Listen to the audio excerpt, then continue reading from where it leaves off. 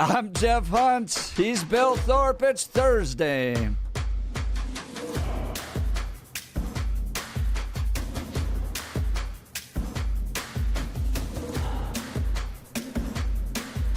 News Talk 710 KNUS in Denver.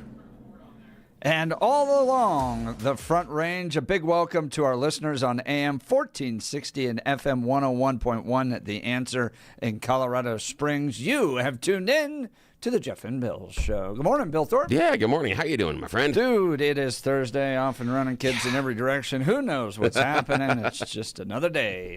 Yeah, it is. The Hunt family. So. Yeah, there are times that, like on a Thursday, I swear, and I think I posted this on social media a couple of days ago, where you feel like your brain has 17 tabs open and one of them is playing music and you can't find it.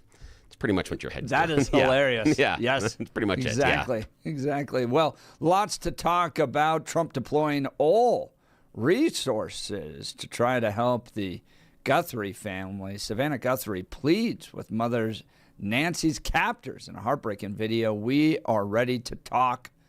Trump directing all federal law enforcement to be at the family's complete disposal immediately as the search for Nancy Guthrie intensifies. We'll play the audio from that coming up. Plus, Evergreen shooter final report out. How did the kid get the gun, and are the parents going to be charged? We'll give you the latest on that. And Billy, Jeff Hurd, nice guy. When I run into him, nice guy, all that stuff, never comes on the show. Never does. Never has appeared on the program. However, Alex Keloff is one of the Yeah. Democrats seeking to defeat him. He's going to be joining us in the 7 o'clock hour live in studio as Alex joins us from the West Slope, Best Slope. Coming on all the way over here, we'll get a chance to get to know him a little bit better. Would he seek to impeach the president on anything he's done? That is my question to Democrats, because I think that's all we're going to get if they get elected. Just impeachment proceedings. Everybody's going to be drawn before. Does he support the defunding of ICE? I'll ask him all those questions and more. The SAVE Act, Billy, voter ID, all of that being discussed in Washington, D.C. We'll get into that in the 8 o'clock hour. Do you support? Is it nationalizing elections? Is it just common sense security? We'll get to that in the 8 o'clock hour. And then Buc-ee's withdrawing from the Palmer Lake proposal after all that debate down there, just going, man, we'll go find somewhere else. Yeah, which it's interesting they pulled out. And so Palmer Lake, yes, it's a win. But again, Buc-ee's does draw a lot of tax revenue. I understand the large footprint and the increase in traffic, and is there spillover to businesses in the area? Is it worth it with the increased traffic and footprint for the tax revenue? Yeah, it's a tough one, but I understand the pushback from Palmer Lake. Y'all won, and I wonder where Buc-ee's is going to go next. I like Buc-ee's. I was going to ask you, have you been to one yet? Yeah, but Buc-ee's is not my neighborhood, so I can't. So that's the thing is, it's such a hoof. Yeah. Oh yeah, it is. It's such a distance. So I can be a fan. I'm not certain that if it was my next door neighbor or in the neighborhood that I would be as much of a fan. I don't know. I have no idea what that type of impact would have in and around my community. So I don't know about having it close, but I think it's fantastic. And okay, let's do a little bit just for a second here on the Jeff and Bill Show. Do you know the market differentiator? When Buc-ee's was starting out, they decided we're going to do this. Do you know what the kernel of the inspiration for what created Buc-ee's and made them such a tremendous success business-wise across the country? They took something that people were doing and they decided to make it better. Do you know the story behind this? Is it the bathroom? Yes. And keeping the bathrooms clean? Yes, it's the bathroom. Yes. What they had figured out, the people that started out with Buc-ee's and the marketing side of things, they figured out that the number one complaint of people, regardless of who it is traveling across the country, was at those truck stops, the bathrooms were dirty. And they had an idea. Oh, many times you're going crossing a road trip, there are females involved. And we will bet that females will drive an extra number of miles just to get to a clean bathroom. It is that much of a motivator.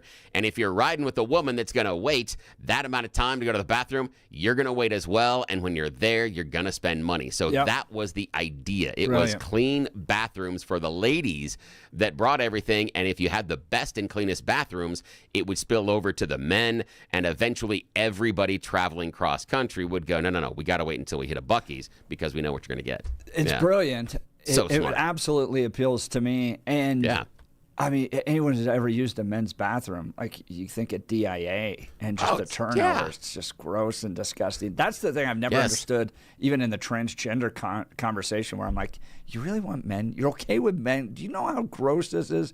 Oh, my gosh. Okay, we've got so much to talk about. Now is time for Blake Olson, News and Comment.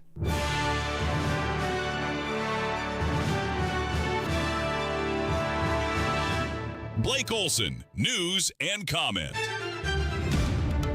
Hey, good morning. It's Thursday. Oh, I like that. I like that. I really like that. We should have small children throwing flowers down a path that you walk with really weird-looking trumpets. People playing really weird-looking trumpets following behind. I started to get one of my football helmets on right there. That was so cool. I love that. That was awesome. Marvin, the meat handler, by the way, texting, and Buc-ee's bikinis are my favorite. Do they make Buc-ee's bikinis? I don't know if they make them in my size. I haven't tried them on. I'm sorry. Just saying. Hey, you know what? My wife likes a lot of the clothes at Buc-ee's. You'd be surprised. I love that place, man. That's my go-to coffee cup. I've got a tumbler. I've seen that. Yeah, I've got one of the tumblers, not the traditional coffee cup, but I've got a tumbler which keeps things warm and cold. That is the only thing my coffee sits in because I forget sometimes where I put my coffee cup in the house, and so I wander around. I can find it later, hours later, and it's still warm because I'm an idiot. That's awesome. But the parking lots are clean too, and the gas pumps, everything. I'm like, everything. Man, there's so many nasty truck stops up and down every highway, including I-25. It may have cleaned up the Palmer area. That's how clean Buc-ee's is. And I love the Palmer area. Like when Jeff Bezos walks into an arena, everybody all of a sudden becomes a millionaire. Same thing. Just with Buc-ee's in the area. Everybody looks better. I love that. All right, 29 and clear in Denver, 30 in the Springs, expecting highs in the low 60s today. News sponsored by Pastor Camp Heating and Air Conditioning at 303-777-1234 to learn more about special savings opportunities on Lennox equipment. Our top story, DJT, will be delivering remarks at the National Prayer Breakfast this morning at the D.C. Hilton. Some religious organizations will be boycotting the event, anticipating that he'll use it to promote his political agenda. So they're boycotting. Yeah. Like I sat through so many. I used to volunteer at the National Prayer Breakfast. I've been to dozens of these things, and every president, I sat through all the Obama speeches. Those were all political agenda stuff. Right. Hello. Yeah, right. It's the swamp. Golly.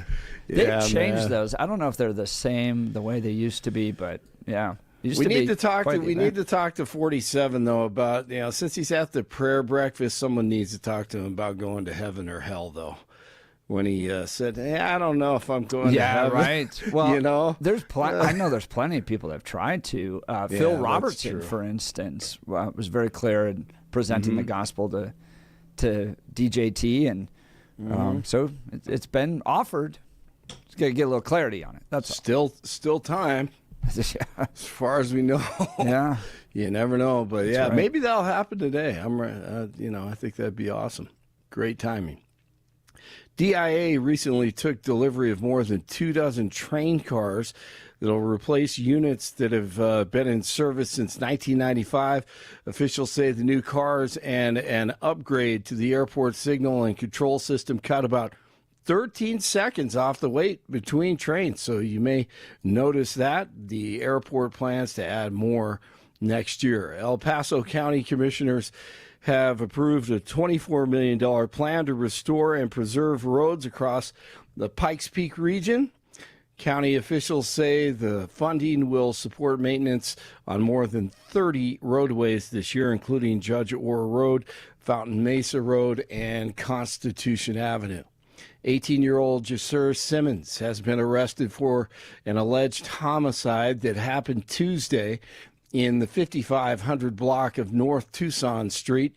He's currently being held for investigation of first-degree murder after a teenage female victim died from a gunshot wound. Police investigating a bomb threat that led to an evacuation of the Adams County Justice Center. Brighton police say the threat was received around 8:15 Wednesday morning. The sheriff's office evacuated the courthouse while police evacuated a nearby King Soopers. No suspicious items were found. They've identified a person of interest but are withholding the name until charges are filed. Today's show host Savannah Guthrie and her siblings are pleading for a safe return of their missing mother in a new video. In the video, Savannah asked those who have her 84-year-old mother to provide proof she's still alive and adds that she does not have the medication needed to survive. We too have heard the reports about a ransom letter in the media. As a family, we are doing everything that we can. We are ready to talk. Nancy Guthrie's been missing since Sunday. Authorities in Arizona believe she was possibly kidnapped. Meanwhile, TMZ reporting that authorities are looking into a possible connection between a suspicious man who was seen lurking in a yard near the mother's home several weeks ago. Scott Pringle, NBC News Radio, New York. The Avalanche take a bite out of the Sharks 4-2 last night. They are 37-9-9. The Patriots and the Seahawks on the practice field Wednesday, getting ready for Super Bowl 60. Patriots, of course, going for NFL record 7th Super Bowl title. The Knicks beat the Nuggets at the Garden in double OT last night, 134-127. Jokic ice cold from three-point land, but they still had a chance to win on the road in the second of a back-to-back. 30 in the Springs, 29 in Denver. More of the Jeff and Bill Show coming up on News Talk 710 KNUS and now on AM 1460 and FM 101.1 The Answer in Colorado Springs, all along the Front Range. This is the Jeff and Bill Show. Blake Olson, News Talk 710 KNUS. Is it spring or February? Going to be hard to tell because through Monday, spring-like conditions will be found here along the Front Range as a massive high-pressure ridge will be over the Intermountain West through that period. This will lead to unseasonably warm, dry days and fair, cool nights with little or no significant threat of moisture whatsoever, likely through Monday. Temperatures in Denver and Colorado Springs will easily go through the upper 50s to as warm as the mid-60s, and nighttime temperatures that'll be mostly in the 30s. Changing weather, though, is on tap next week. The pattern is going to shift, finally. High pressure will dominate through Monday, while increasingly cloudy skies will start to develop in the region Tuesday, and by Wednesday through Friday of next week, temperatures statewide will trend colder. Mountain snow is going to be returning late Monday night, Tuesday into Wednesday, and maybe some front range snow chances around Wednesday of next week. Meteorologist Don Day in the 710 KNUS Weather Center.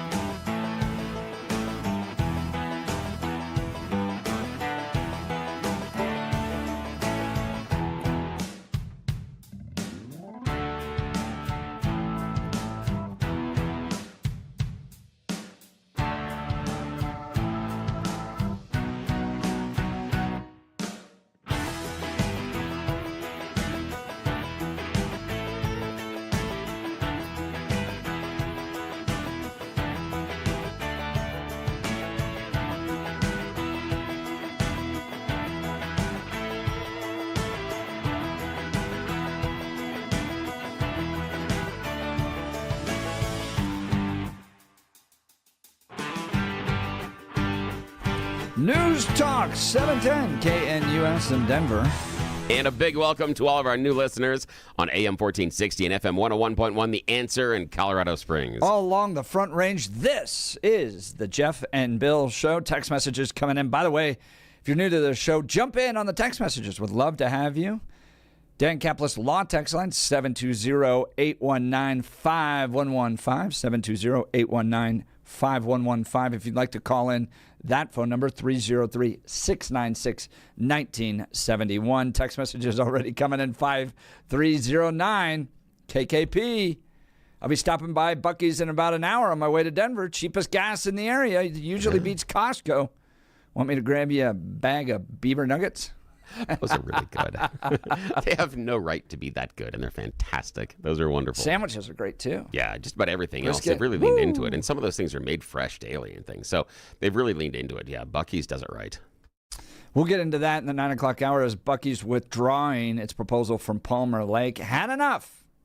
People don't want it. They fought for it. Was at a loss to the region. We'll get into all of that and more. This video... Yeah. The Savannah Guthrie video. Good night. Here, let's play the audio of it. Okay, here we go. On behalf of our family, we want to thank all of you for the prayers for our beloved mom, Nancy. We feel them, and we continue to believe that she feels them too. Our mom is a kind, faithful, loyal, fiercely loving woman of goodness and light. She's funny, spunky, and clever. She has grandchildren that adore her and crowd around her and cover her with kisses. She loves fun and adventure. She is a devoted friend. She is full of kindness and knowledge. Talk to her and you'll see. The light is missing from our lives. Nancy is our mother. We are her children. She is our beacon. She holds fast to joy in all of life's circumstances. She chooses joy day after day. Despite having already passed through great trials of pain and grief, we are always going to be merely human, just normal human people who need our mom. Mama, if you're listening, we need you to come home. We miss you. That's the partial video, Savannah Guthrie pleading with Mother Nancy's captors in heartbreaking video. Good night. Trump saying that he's going to direct all federal law enforcement to be at the family's complete disposal immediately. That's gut-wrenching. That came out last night. That is gut-wrenching. And I think for a lot of us that have parents of that age, mine aren't quite 84, but, you know, their safety and security is paramount. Oh, yeah. Right? It's something that's why my mom is in that age, yeah. You think about all the time. Absolutely. And you're like, what happened here, Bill? What's your gut telling you? I don't know. I mean, there's the weird part for me is, again, when we talked about the idea of an abduction, why not take some of the personal effects? Right, the phone, the wallet. phone, wallet, stuff like that. Especially if you're going to be doing ransom. The phone is a real easy way to communicate then with the family. And it also possibly could be outside of law enforcement early on. But it's a hard one. I don't know what has happened.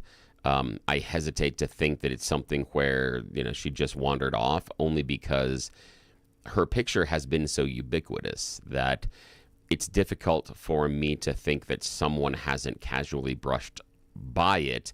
And if she is out there and disoriented, that would raise some red flags as well, that she would probably interact with a number of people at this time, you know, given the time from the disappearance to now, that someone would have noticed something.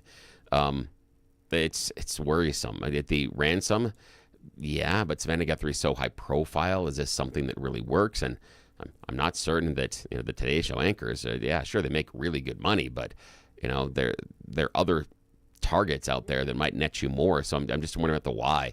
I can hear and I understand the fear inside of the Guthrie children's voices because it's mom. Because in the 80s, you're looking at someone that, one, isn't really going to be able to defend themselves.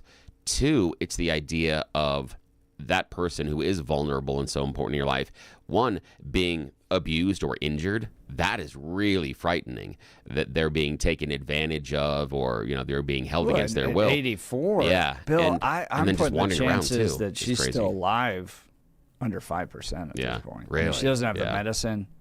Yeah, the medicine. Again, I've seen I know, my mom is right there in that window. She's a year older. She's 85. And so I know how important that medicine is.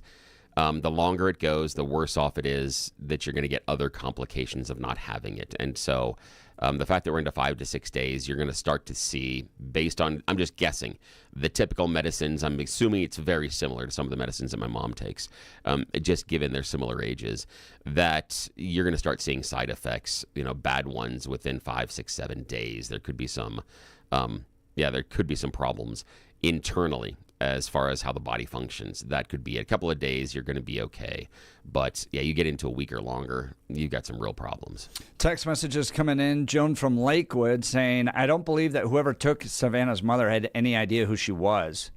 That is going to be a key component. So I'm kind of a real true crime guy. I watch all the videos, right? Almost all the time. Yeah. Like 90%. There's somebody in the family involved in this, because it's just so rare that you randomly go and try to kidnap people at someone's house.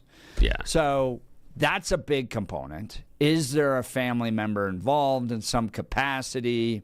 Disputes, you never really know. A lot of that dirty laundry's never aired. So you don't know. There could be some, and I'm sure the police have looked at everybody in the family. But then the second option is that this was just such a random crime with maybe a cartel, because it is a border. It's Tucson. Yeah. So you could have cartel activity, and there's examples out there of cartels either killing a person or kidnapping them and then using the house. And maybe, to Joan's point, they just didn't know. That's what they were doing, and they were going to take control of this house and use it as a base, and they got big time messed up here. Jacqueline texting in from Nebraska saying, I bet Savannah Guthrie's mother is being taken, is going to be someone, the person who took them is going to be ID'd as an illegal alien. And she's willing to put $1 on it. Interesting. It depends on, what and why and how. I don't know. The fact that we've got nothing so far and that the police have come up more or less empty is really concerning, because if you're holding someone for ransom and it's been made public knowledge, because if you're holding for a ransom, you're going to be watching the news and you're going to be watching information out there, and if you know she doesn't have her medication, then your ability to hold her in good health is diminishing, and you probably want to make those demands for ransom sooner rather than later. But what do you make of the fact that there's hints of a letter, of a ransom letter, but no one's said what it is or the weird part what's is in it? The source I saw was that TMZ had it. Yeah, and that's weird for me, because why would you send it there? Why would it go there first, and not go to law enforcement or the Guthrie family? And if you are doing a kidnapping, if you send it to somewhere like TMZ, it's going to be made public. But it does not also insulate it from being used as evidence by the police. That you would assume that once TMZ saw it, they would then contact police and FBI, and then it would run through all of the regular type of crime scene investigation stuff. So I don't think you necessarily avoid detection or being pinched on this based on saying it's TMZ first. I don't know why that would be the outlet. Yeah. The note, which was sent to TMZ Tuesday morning, demands a specific substantial amount of Bitcoin, the amount in the millions, and the note demands that cryptocurrency be sent to a specific Bitcoin address. TMZ has verified that the Bitcoin address is real. There is a deadline connected to the alleged ransom and an amount or else, it says. Yeah. Wow. And again, it's in order to have that, if it was as difficult as it is, if it was my family member, I would want, 1, proof of life, and 2, proof you have her. And they're contained the same therein.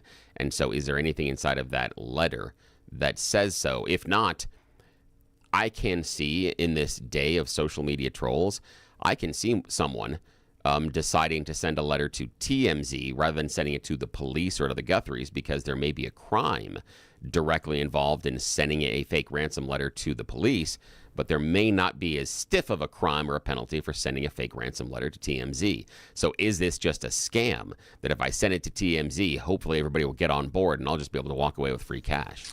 Marvin, the meat handler, texted in the phone and cards would give away your location. That might have been why they left him. Breadman saying the Guthrie video shows we're a weak nation. We need to echo John Wayne from The Searchers. I don't know that movie, but I do remember Mel Gibson in the movie Ransom, I think it was. Is that the one where his kid gets kidnapped? Yeah. And then he's like, this is not a reward. Yeah. Or a ransom payment to you. This is a reward for your capture. Yeah. And I'm using all my resources. So do you think the Guthries should be tougher out there instead of pleading for help? I mean, that's a heartbreaking video. To the Breadman's point, get tougher and let's find where this person is. They need to make that video because they need to humanize the victim in the eyes of the kidnapper. Right now, for the kidnappers, that is an asset. That is a piece of property that they're negotiating over in order to get some money, if it's a kidnapping. So you need to, at the earliest, you need to humanize that person. You need to give the kidnappers stories about them, relate to who that person is, give them little bits of information about them. That's why one of the things that you notice inside the video where they say, you'll know this if you just talk to her or ask her. That's important because it's an attempt to humanize the victim. If you start talking to the victim, you realize, again, not an asset. This is a human, and sometimes not the people in charge, but those on the lower levels of that criminal enterprise will have a little bit of a crisis of conscience. So that's what you're trying to do, is you're trying to humanize her as a person and start a conversation between kidnappers. It's absolutely necessary, and they did it right. They hit all the tones from what I understand. That is important inside of those videos. 3674 texting in, if it's cartels, they might have access to medicine and drugs. I bought antibiotics in the 80s in Tijuana. Yeah, good point. Jacqueline, if she's 84 years old and was forcibly taken and there's evidence of blood in the home, she's already in distress. I lived in Tucson years ago, worked on Mount Lemmon for federal government, and they need to bring in canine cadaver dogs, and they need to go through the neighborhoods. I'll go through all the yards because where she lives is high end, but very isolated. There's walls around everyone's homes, so you can't see what's going on in someone's backyard. Interesting. I didn't know the landscape. I did see some of the videos of that neighborhood, and basically the homes are so far apart, and the Ring doorbells are set so far back that they don't have anything from the streets right now. Which, if it was cartels trying to operate in the neighborhood, that does make sense. But I would also say that if it is a high-end neighborhood that is somewhat exclusive, the neighbors probably notice a little bit more than in other neighborhoods who is in and around the neighborhood and what cars are regular and the movements of their neighbors in specifics. So if Savannah Guthrie's mom's house all of a sudden had more foot traffic and different cars and a lot more cars going in and out, that would raise some questions from neighbors in my mind. All right, join the conversation, 303-696-1971. Text us on the Dan Caplis Law text line at 720-819-5115. Let's talk modern rugged. Folks, I got my bag right here. Take it with me every single day. Love this bag. From city streets to mountain trails, your gear should go wherever life takes you. That's why at Modern Rugged Leather, every bag is handcrafted from premium, responsibly sourced leather, designed to look sharp, last long, and tell a story of its own. Each stitch, buckle, and strap reflects timeless craftsmanship and is backed by a lifetime warranty because quality shouldn't quit when the adventure begins. Whether it's in the boardroom or the back roads, Modern Rugged Leather helps you carry confidence every step of the way. Modern Rugged Leather, modern style, timeless durability, backed for life. Look, life's going to take you places. Make sure your gear keeps up. Shop the full collection and find yours today at modernrugged.com. Again, that's modernrugged.com. We will continue more with the Jeff and Bill Show coming up. News Talk 710, KNUS in Denver. And now on AM 1460 and FM 101.1, The Answer in Colorado Springs. All on the Front Range, this is the Jeff and Bill Show.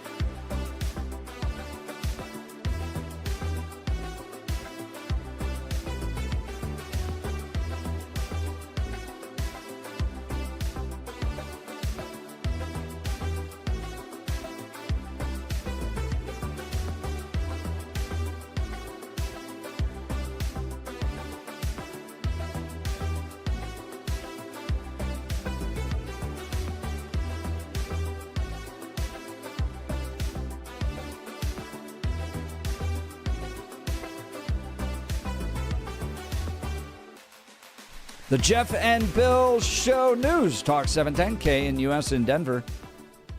And now on AM 1460 and FM 101.1, The Answer in Colorado Springs. Good morning. Thanks for getting up with us. Along the Front Range, this is Jeff and Bill.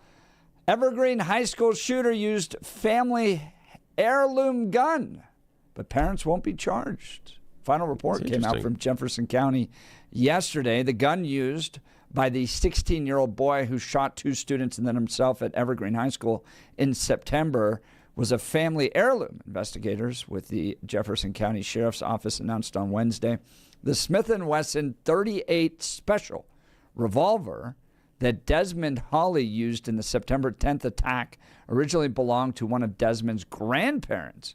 The Sheriff's Office found and was kept in a safe in the family home. Desmond's parents will not be criminally charged in connection with the storage of the gun or their son's access to it, the Sheriff's Office has concluded. Through an attorney, the boy's parents told investigators on January 23rd that the revolver was, quote, rarely seen or used and stored out of sight near the back of a large locked gun safe, unquote, and that their son did not have access to the safe except for brief moments when it was opened by his father, according to a news release announcing the completion of the investigation. Douglas Richards, the attorney representing the Evergreen High School's shooter's parents, told the Denver Post on Wednesday that he believes Desmond slipped the revolver out of the safe while he was with his father. I believe what happened is Desmond and his father were cleaning some of the family firearms, and in a moment when the father was not looking, Desmond took a firearm from the back of the safe that was an heirloom and had not been used by the family ever. Because the firearm was never used and not stored with other firearms in the safe, its disappearance was not noticed until after the tragedy. The parents' DNA was not found on the weapon, which was originally purchased in Florida in 1966. Richard called the decision to not charge the parents correct. The Jefferson County Sheriff's Office acknowledged in its announcement that this was not the outcome many in our community had hoped for. Interesting. That is interesting. Yeah. What do you make of that? Well, I was curious the entire time about how he got access to the gun, and especially the fact that it was in a gun safe. But I can see that if they were involved in cleaning or doing some sort of maintenance or even just moving one or two of the guns out for whatever reason, hunting or anything, going target shooting, that it gives an opportunity for the child, while dad's back is turned, to remove that one. It also would make sense as to why that would be the chosen weapon. And it made sense that it was removed during when dad had the safe open, because one, you got to figure out how did the kid get access to the key. Second, why pick that heirloom gun out of all of them? Because others might be newer and, you might think they're a better tool for the job, even though it's a very dark idea that you are embracing when you're looking at that. So the fact that it was this unusual weapon makes more sense that the kid would remove it when they are involved in basic maintenance of the guns, because dad likely wouldn't notice. You can't take a rifle. It's too big. You got to take some sort of handgun. And if there are, let's just for the sake of argument, let's say that there are 3 handguns inside there. And if you want to take one as the child that dad wouldn't notice, you take the one that is more likely going to be in the back of the safe and the one that is used the least. You're going to go after the one that is used the least because it is the one that is least likely to be noticed. So that, from my mind, makes sense based on the narrative. That would make a lot of sense as far as why that gun was chosen. Yeah, do you think the parents should be charged? That's a tough one. Based on the information that we have, no, because it seems that they did everything they should within reason. The way it was stored, if the kid did not have access to it outside of this instance, I have a little bit of a different mind if you do keep it in the gun safe, but the gun safe key is hanging on a nail in the kitchen. that's a little less secure. But if the key is with the parent all the time, that's very secure. So no, if it is in this instance, I would not. I would not charge the parents, which to me is much different than if they leave loaded guns laying around the house. I'm not saying that's dangerous, because some families it's okay. But I am saying that is an opportunity that you have created at that time, so I'd be more amenable to charges. I mean, it is illegal in Colorado to leave your guns around the house. Yeah. But secure storage requirement: firearms must be locked in a safe, secured container and rendered unusable with a locking device, which, I think many Second Amendment advocates pointed out just the craziness of this rule of, you have an intruder in your house. Hold on a second. I've got to unlock it. The gun's rendered unusable. Give me a few minutes here. I got to unlock it and get everything organized. So storage must prevent unauthorized users and minors from gaining access to the firearm. Unlawful storage is a Class 2 misdemeanor. Interesting. But I do see this as different than maybe what we saw with Sandy Hook. Yeah. Like with Sandy Hook, you had this weird mom, right, who knew her son had all these mental health problems and then almost fed this gun culture to her son, who was a nutcase and like all into violence and stuff, and then just gave him access to ARs. What worried me about that one was, I think that the mom in that case made a horrible, tragic assumption and decision that this was the way I was going to be able to connect with my kid and keep tabs on him. That the idea, and as twisted as it is, it's almost the assumption when the parents come to the conclusion, I'm much happier and safer if my kids are drinking in the house with me than if they go to the party, because at least I can watch them. Neither one is okay, but I think that's the rationalization that mom had, that mom thought, if I participate in some of this gun culture with him, the shooter in Sandy Hook, then I can see what he's doing. He's not going out and doing it. I'm thinking of the Harrison Klebold. That's another one too. Yeah. Because that was totally outside of, and so I'm wondering if the mom thought, well, as long as he and I are doing this together, and I'm using it in air quotes, I then know what he's doing, and he's not doing this outside of me, and I'm wondering if she rationalized it that way. But I have no idea. I'm just armchair psychologizing. Well, and that's not even a word. There's been times where parents have been prosecuted. Because they were aware of their children's mental health problems and still gave them access to guns and things like that. And I think, rightfully, that's a form of negligence that led to homicide. And you should be prosecuted. I don't see any problem with that. And I think there should be, when a school shooting takes place, right?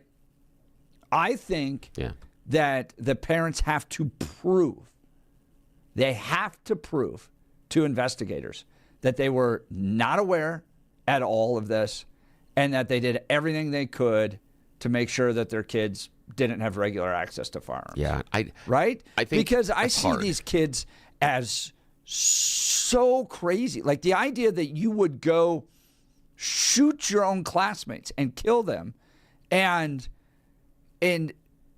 like that just doesn't pop up in a day. That just doesn't come out of left field. Yeah. I think that there's a time frame in which that develops, and the parents were negligent in addressing that, and that led to the death of innocent human beings. You're the primary caretaker of those kids. Of that kid that did that, you should be held responsible. You should at least have to prove to investigators that they somehow hid this so well that you couldn't possibly have known. I can see that. The problem is this, and this is where, and you're going to hate me for this, but hope you walk down this path with me. It's hard to prove a negative. And that's where I agree with the sentiment that you have, but it's hard for me to figure out how you would go about proving that you didn't know something. And take it away from the guns, the idea that I didn't know the earth was round, that I didn't know about gravity, that I didn't know about coming forward and proving you don't know something is harder than proving the affirmative, that you got to prove that they knew something. Yeah, and that's I the get hard that, part. So I but can't figure out how you would prove you didn't know. I don't know what you'd see bring the in as cell evidence. phone records. I want to see the email conversations. I want to see the social media conversations. I want to know what you as a parent knew. And I think society has a right to demand that when your child under the age of 18 walks into a school and shoots innocent people. I want to know everything about your parenting, your relationship, if you had a whiff or a hint that this was coming, and if you did and didn't do anything to address it. I don't think you should necessarily be charged with murder, but pretty close to it. Yeah. Pretty close to it. The thing that I think where you're going with this may be that you want to see the parents be open and come in and say, here's my cell phone, here are email records, look through whatever you want. We didn't know anything. Because, again, coming in and saying we didn't know anything, they could walk in and say, here, on the table, we're presenting nothing, which is all that we knew about this because we knew nothing. So they don't have anything there. The problem that's going to happen because of lawyers, that the lawyer for the parents is going to advise them in many cases not to make all of that stuff open. Look, bottom line, your child shoots up a school, we are immediately into an adversarial relationship. Yep, There's going to be lawyers. I want to know, and I'm going to hold you responsible if there was a whiff, if you had any sense that you knew your kids were going to do this, and I have dead, innocent kids in a school as a result of it, you should be held accountable. I got a question, and this is just for a real quick one. I just want to hear your ideas on this one. It's taking this in a little bit of a different direction, and it goes back to the securing the guns from the parents. Yeah. In your opinion, why do you feel that, one, as a society, but more importantly, as a consumer market, we haven't, with firearms, leaned into more of a fingerprint ID technology idea? Because that would solve the gun lock issue. Not the safe issue, but it would solve the gun lock issue. It would also possibly solve some of the theft issues. Why do you think we haven't leaned into it? Lots of reasons, mostly because once you create a database of fingerprints to unlock guns, can it be turned off? And now you can't access it at all anyways. And I have concerns about the government having that type of control and power over your ability to own a firearm. All right, we'll continue. We're up against the break, and we got You Choose the News coming up. More of the Jeff and Bill Show, News Talk 710, KNUS in Denver. And now on AM 1460 and FM 101.1, The Answer in Colorado Springs. All along the Front Range, this is the Jeff and Bill Show.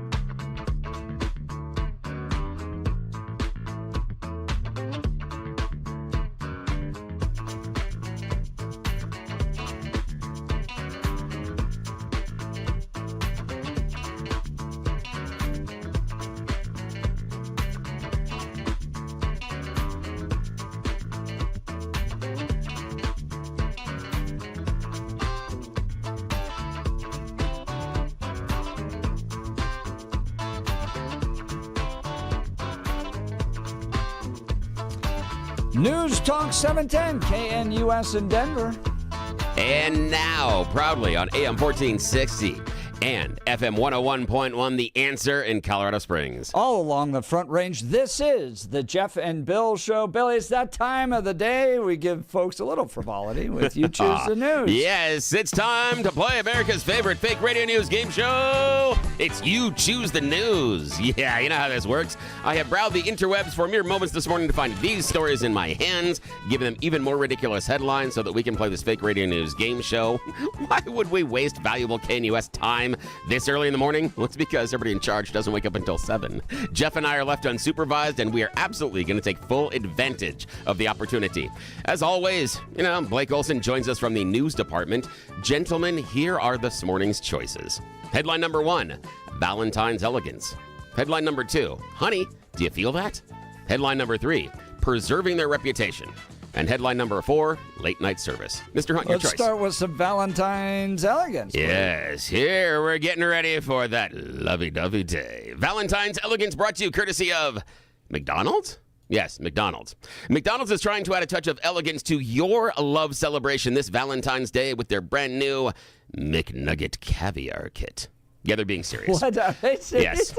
The fast food chain has announced a limited-time partnership with Paramount Caviar to bring McDonald's fans a premium product on February 10th. And it's exclusively available online. You're not going to be able to get it in stores. I'll tell you how to grab yours in just a second. They said, to be known is to be loved. And we know our fans love pairing our crispy chicken McNuggets with their favorite caviar.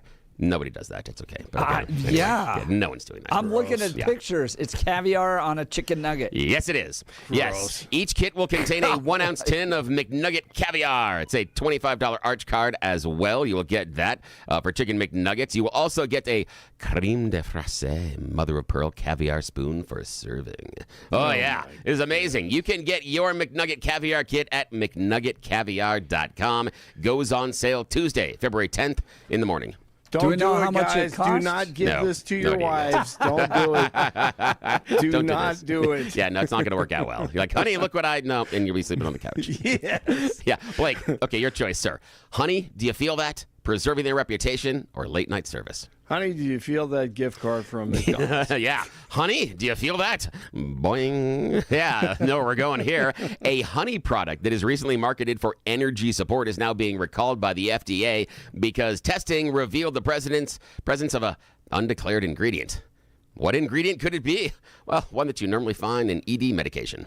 Oh. Yes. Racco LLC of Lorton, Virginia is recalling their Ashfiat Alhamrin Energy Support Honey after testing revealed the presence of, medication that's normally used under doctor's supervision in order to make, little Timmy stand up straight. Yeah. Comes in a blue pill. Exactly. Yeah.